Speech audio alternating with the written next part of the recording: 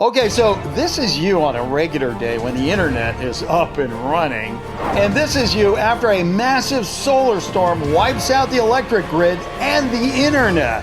Do you think a solar storm could really do this to us, as some people are saying? Or is this just one more big, fat, fake prediction we don't need to worry about? I've got the answer to that electrifying mystery, plus answers on a couple other things that you guys are curious about. Like this picture that may be a real hybrid dog and horse combination, and this picture that wants us to believe that is a real truck.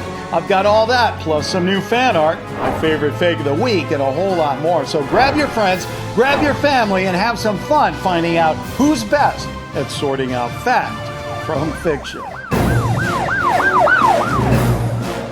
Hey guys, Bill here. It started about 2 weeks ago when I started getting these emails from you guys asking me about this solar superstorm that was headed towards our planet. There were reports that it was going to be so strong that it would be an internet apocalypse and destroy civilization as we know it. Well, luckily, these stories turned out to be big, fat exaggerations, and a lot of people on the internet called them out for what they are. Fake. Is it okay to yell fire in a movie theater? No, it's dangerous. It puts people's lives at risk. So is saying a solar storm is going to hit Earth and cause the power to fail. So what you're hearing on the internet is nothing but a bunch of bananas. Yes, we did get hit by a solar storm, but it wasn't strong enough to really affect anything here on Earth except, well, maybe this woman. This is the first time in a long time that I have actually felt pretty clear-headed and haven't had a headache, haven't felt ill in any way. Hopefully whatever this knocked out today stays out. So there you have it. But, you know, I got to tell you, the more videos I went through, the more curious I got. I mean, is there such a thing as a solar superstorm? And if we ever did get hit by one, would it truly be an internet apocalypse like a lot of people are predicting? First off, I wanted to find out exactly what a solar storm is and found a video by the Space and Universe HD channel. What is a solar storm? For those who are not familiar with the term solar storm, here's a quick explainer. A coronal mass ejection, CME, is popularly known as a solar storm. It's a directional ejection of a large mass of highly magnetized particles from the sun. So I think what this means is that the sun sends out these bolts of energy, or another way to look at it is like a solar hurricane. If it happens at the right time, like when, it's pointed towards us, well, that storm can come to our planet. Now, the good news is we have like a deflector shield around our planet, kind of like on Star Trek. And when this bolt of energy hurricane hits it, it just kind of moves all that energy around the planet. And the only thing we notice are these funny lights up in the sky. Tourists pay a lot of money to go see them. They're called the Aurora Borealis or Northern Lights. Seems like it's not a very big problem, right? Well, not exactly. The problem is that the sun sends out these solar storms on low or medium most of the time, but every once in a while, it'll send out a full-blown, pedal-to-the-metal blastorama. The last blastorama happened about 160 years ago. It's called the Carrington event, and it was so strong, it broke through our planetary deflector shield and caused all sorts of damage. The gigantic CME that was the Carrington event blew out telegraphs across the Western world. Some of these really blew, sending out showers of sparks that set fire to paper and burned down entire offices. Then in the skies, the Aurora Borealis was so intense you could see it as far south as Cuba and Colombia. Wow, that was pretty intense. And you see, this is what has me curious. What if we had a Carrington level event today in our modern world? I mean, would it take out our satellites, our electric grid, and cause an internet apocalypse? Tell you what, have a good think about this. Stop the video, go off, do some research, but then come back and let the world know what you think. If you think the next giant solar storm will wipe out the internet, then just say real. If on the other hand you don't think solar storms can affect things like the internet, well, then go with fake. And as usual, if you don't think I have a solid smoking gun answer, well, then you go with unknown. Are you ready? All right, go. Are you still with me? Good. At least we know there hasn't been a solar superstorm in the last 30 seconds or so. Let's get this out and find out what we got going on here. Do we need to build a lead-lined bunker under the house? Or do we just need to keep some sunscreen in the kitchen? Let's see what it says here. Okay, yeah, all right. So the official question is, will a solar superstorm cause an internet apocalypse? Basically, an internet blackout, right? So that we can't use it. There's a lot of other things included with this question, but that's basically the question. And the answer, the official answer for this one is, and I hope you're sitting down because it's a whoa. It is big, fat, real. That's right. If we were hit by a solar storm as big as the Carrington event and have the same internet system we have today, well, let's just say you won't be playing a lot of Fortnite with your friends. According to a study by scientists at the University of California, a super solar storm would damage the big cables that connect us all to the web. It would fry all the big data centers that store our information and wipe out millions of servers, not to mention the router boxes we all have in our homes. All your YouTube videos, well, they could just go poof.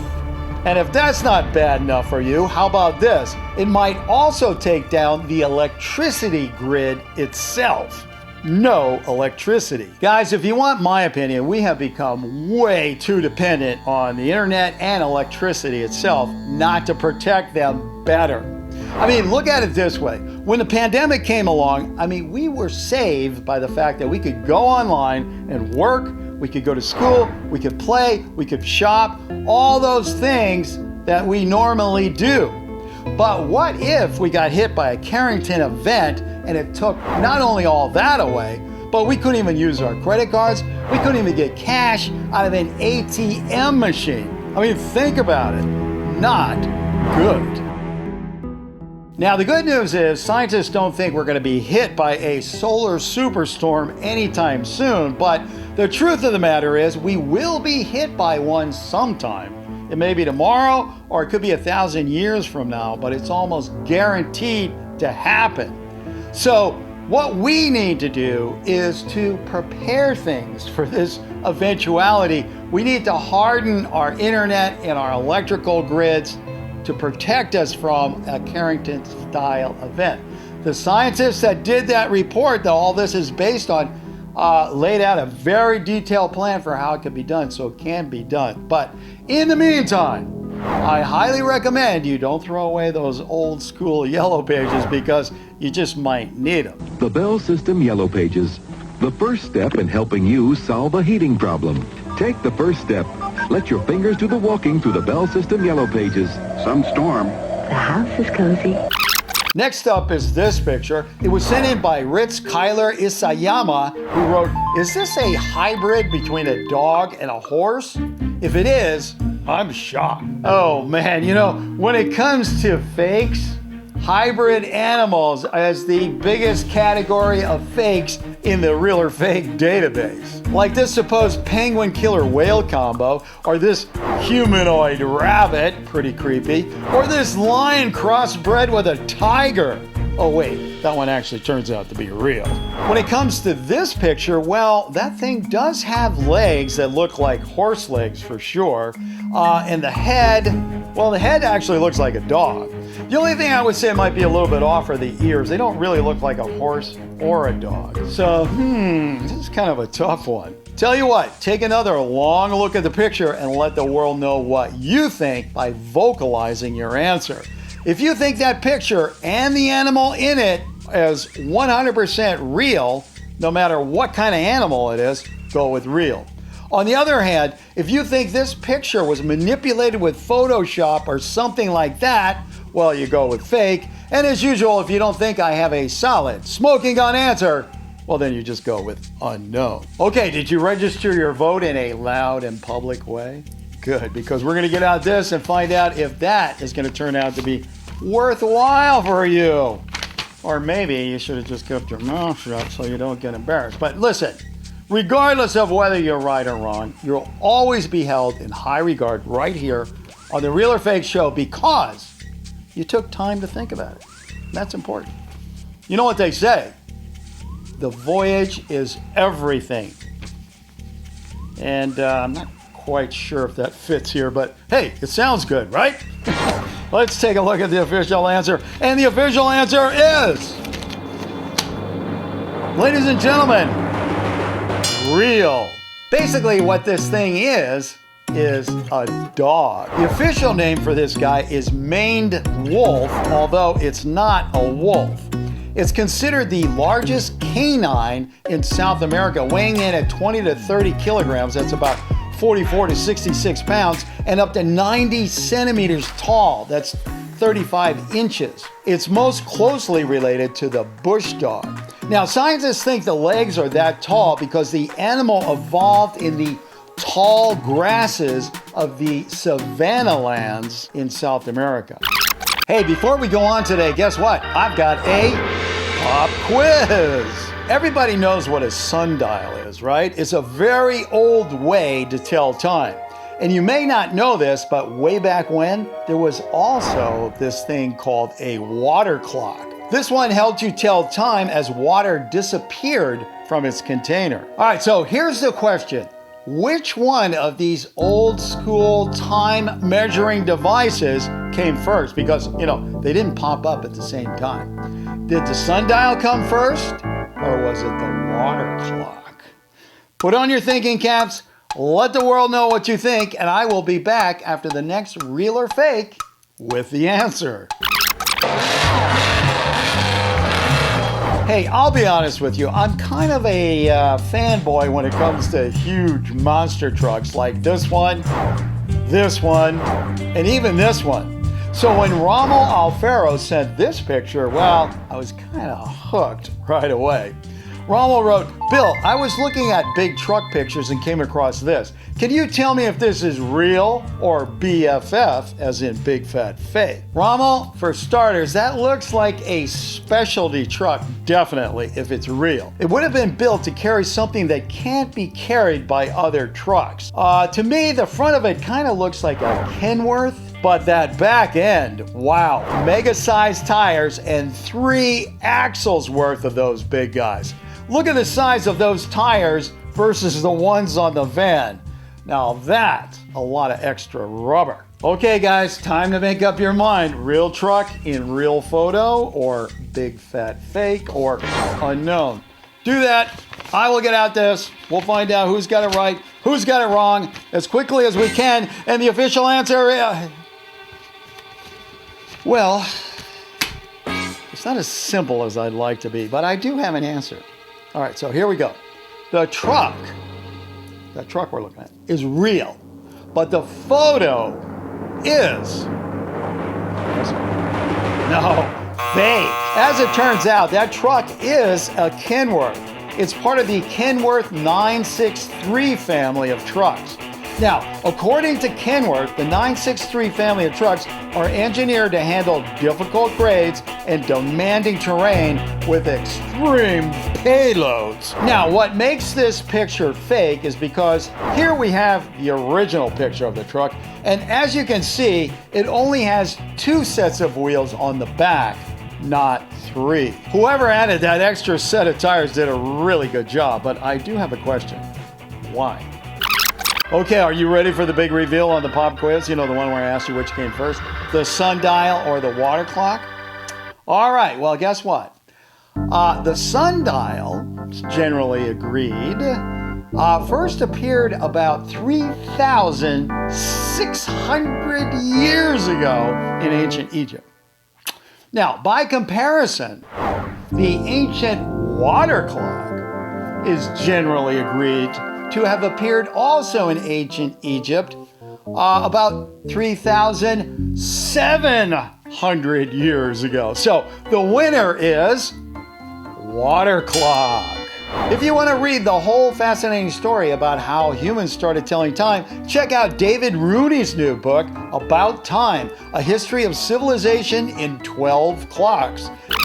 All right, well, if you're thinking about clicking away, I wouldn't do that because I still got to show you my favorite fake of the week. And before we do that, how about some all-new, mind-expanding fan art? First up is this really cool piece from Rit that has Siren Head, a dinosaur, and I'm not quite sure what that is, but hey, I love it.